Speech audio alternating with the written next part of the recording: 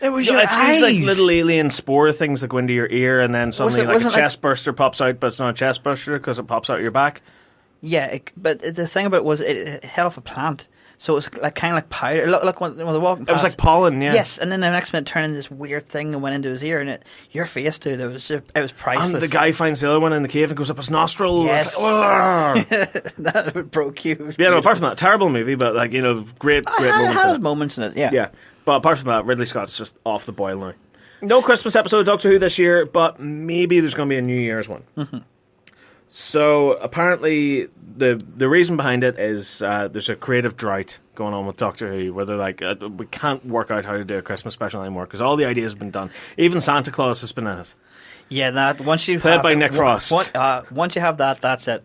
That is curtains for a Christmas special. So Chris Chibnall said earlier this year that an 11th episode with Jodie Whittaker and the new TARDIS crew was being filmed, despite it being for a season made of 10 episodes. It's not going to be a Yuletide treat. I would definitely think there's another episode after the end of this series, he said, but not at Christmas. Mm-hmm. Previous showrunner Stephen Moffat said, I sort of think we might have mined and possibly overmined every single thing we could about Christmas in Doctor Who, and the last time we more or less ignored it. What was the last Christmas special? Oh, yeah, that was... well, they didn't really, because it was World War One. It was... yeah, it was the first Doctor and the 12th. Yeah. But it was the whole thing on the battlefield where the soldiers laid down arms. They all made peace with themselves. Yeah, they played football in no man's land. So now a source has said BBC bosses have already made the bold move of shifting the entire series from Saturday to Sunday nights, one of the stupidest ideas I've ever heard. And they won't be scared about moving the festive special from Christmas to New Year as well. Great. So if true, we'll not be opening presents with the Doctor, but rather staying in the new year with her, much like we did way back in 1996 with Paul McGann's ill-fated movie, which took place on New Year's Eve. Yeah, it took place on New Year's Eve. It was shown in July, August sort of time? It was. Shown over the summer, I remember that. On top of that, it looks like after this, the series will not be back until 2020, as filming has been pushed back until late 2019. Ow. So we honestly wonder if the BBC knows what to do with this show anymore.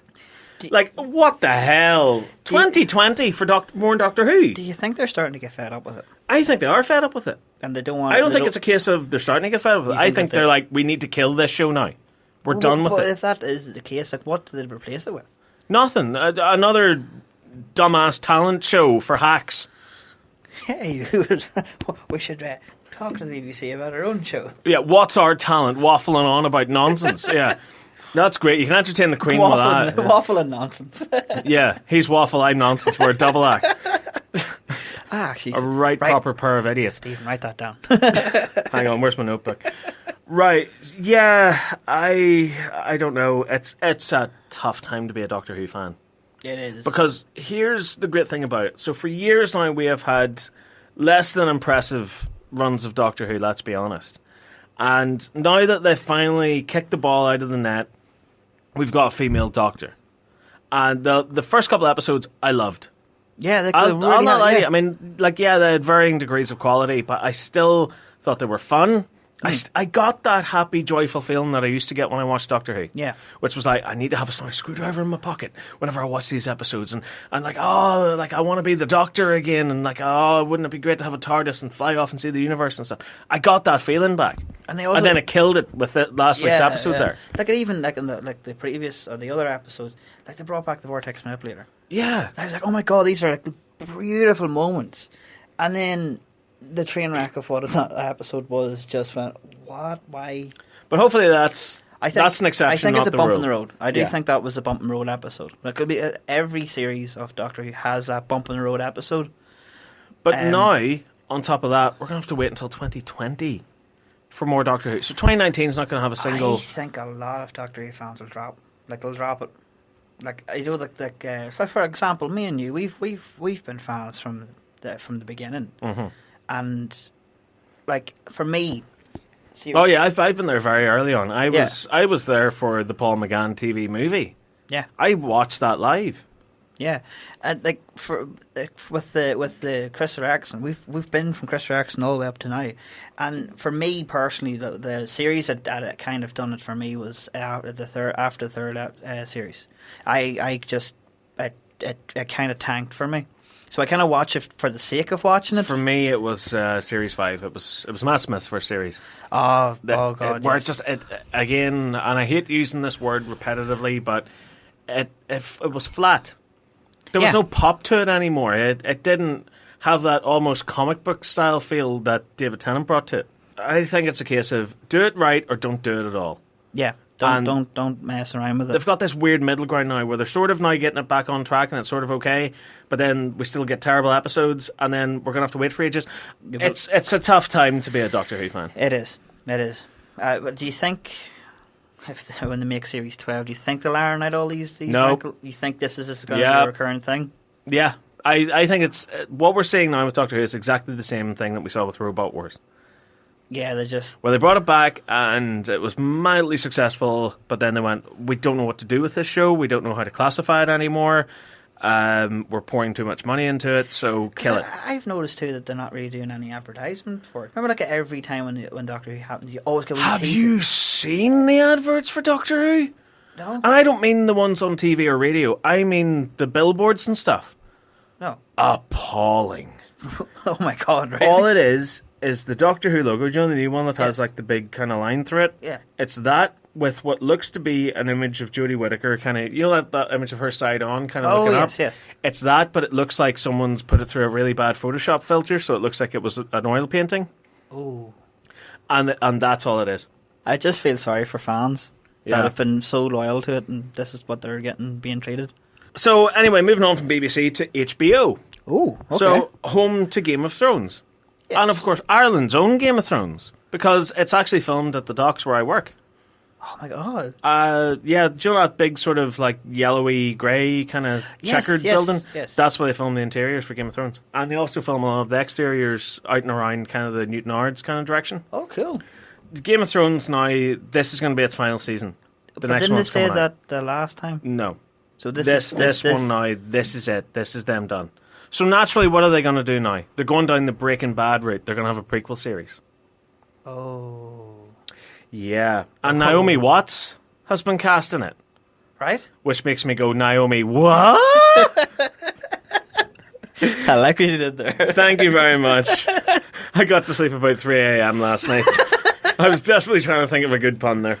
Actress Naomi Watts has signed on to lead the cast of HBO's new series pilot from writer Jane Goldman. Jane Goldman, that's Jonathan Ross's other half, isn't it? She wrote X-Men First Class. So created by Goldman and George R.R. Martin and written by Goldman based on a story by her and Martin, the untitled prequel takes place thousands of years before the events of Game of Thrones. What? Thousands of years. What? I mean, I know prequels are set in the past, but like that's overkill. 1,000 years in the past.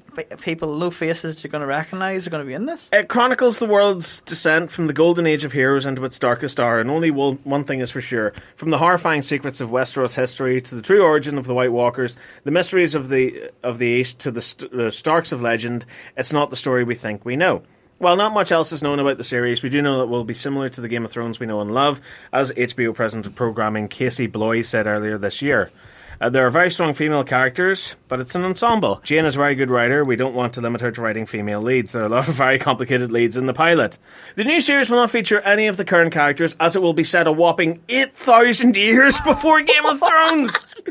What? What are they doing? But Bloy said it's a very different setting, a very different time in Westeros. It's 8,000 years ago.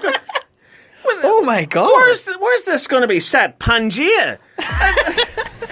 I'm Sophie Turner. I play Sansa Stark in Game of Thrones, and I'm following the nerd. I'm Maisie Williams. I play Arya Stark in Game of Thrones, and I'm following the nerd. This is Paul McGann, Doctor Who number 8, and I'm following the nerd.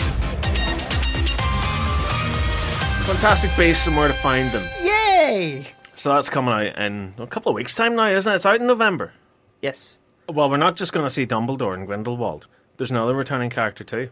So out of all the characters from the Harry Potter movies, which one do you think would be the most likely to return in a prequel setting? The one that can turn into a cat. I can't remember her name.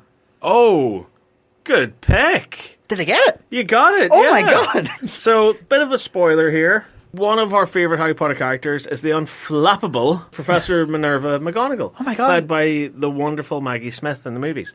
And now it seems that the character will be featured in the upcoming Fantastic Beasts: The Crimes of Grindelwald, and she'll be played by 35-year-old Ireland's own Fiona Glascott, who starred in Resident Evil and Brooklyn. Oh. So we have an image of her as Professor McGonagall. I think it's her as Professor McGonagall. If not, I can't imagine her looking too much different than this. That's on Following the Nerd right now. And that's how she looks. Yes, And definitely. I think they've pretty much nailed how younger Professor McGonagall will look. So knowing that she was a friend of Albus Dumbledore, played in this movie by Jude Law for a long, long time in the Harry Potter verse, means that seeing her here will be a nice full circle to her story so far. Yeah. However, in the official timeline, McGonagall was born in 1935 and goes to Hogwarts as a student in 1947.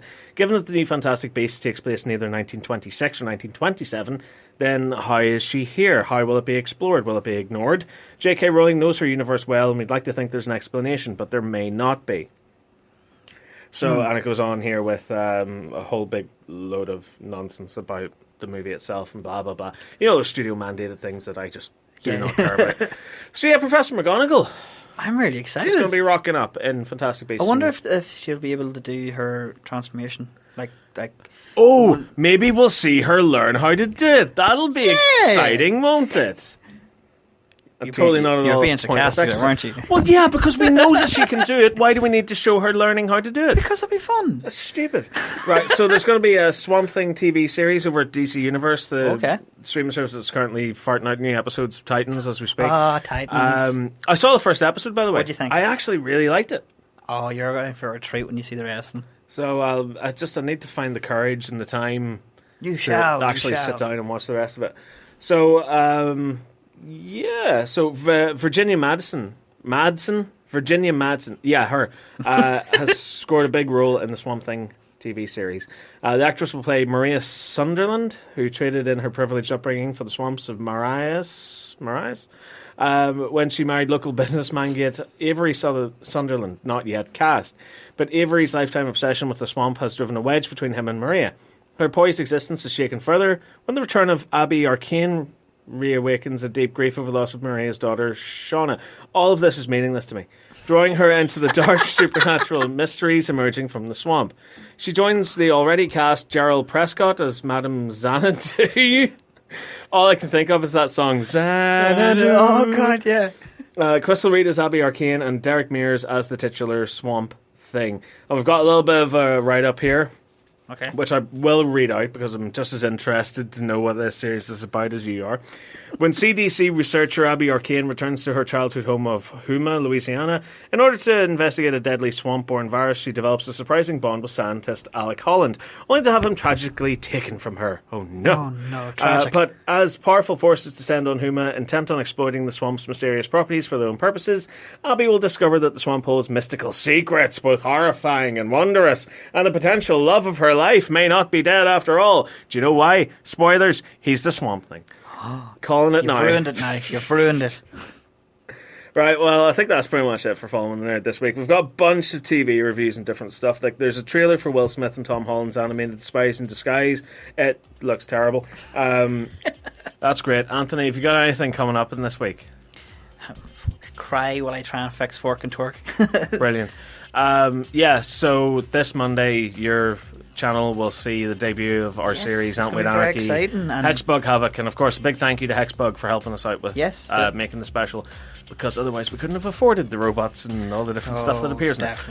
So big thanks to them. Big thanks to your Patreon backers as well. Yeah, they've been absolutely nice and helping us out and giving us mayonnaise to keep us going and keep the arena lights on, as they say. Yeah, so this has been the Following the Nerd show. If you want to get in touch with us, go to our website www.followingthenerd.com. Find us at facebook.com/Following the Nerd as well. Tweet us at NerdFollowing.